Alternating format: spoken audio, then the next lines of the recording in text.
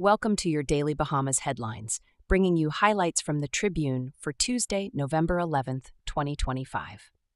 Hashtag top story. Bahamas short of 500 nurses.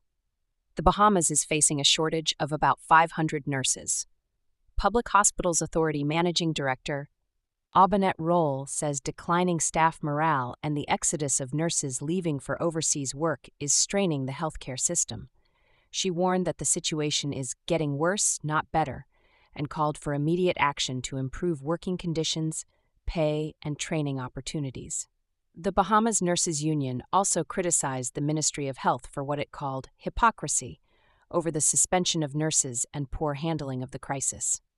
Dr. Roll said the shortage has forced staff to work overtime and pushed hospitals to capacity.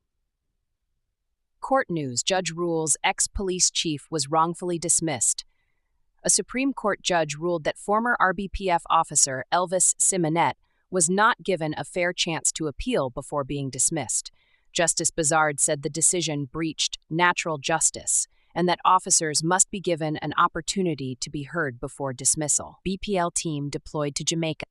A 7-member team from Bahamas Power and Light has flown to Jamaica to help restore electricity after Hurricane Melissa devastated parts of the island.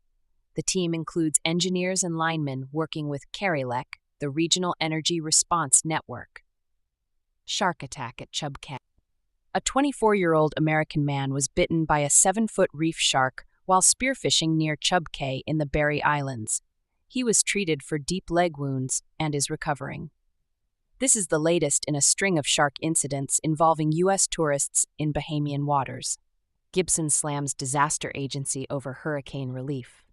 Long Island MP Adrian Gibson has accused the Disaster Risk Management Authority, DORAN, of failing to deliver hurricane relief supplies after Hurricane Melissa. He described the response as deeply disappointing and unacceptable, saying Long Islanders are still waiting for basic repairs and supplies. Nurses and the nation deserve better.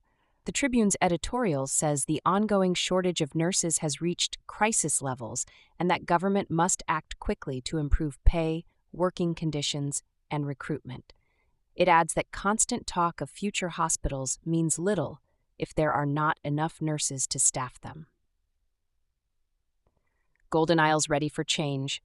A letter to the editor says residents of Golden Isles are eager for leadership that listens and acts. Writer Darren Pickstock called for safer streets, better lighting, and more job opportunities, saying Golden Isles is ready for change.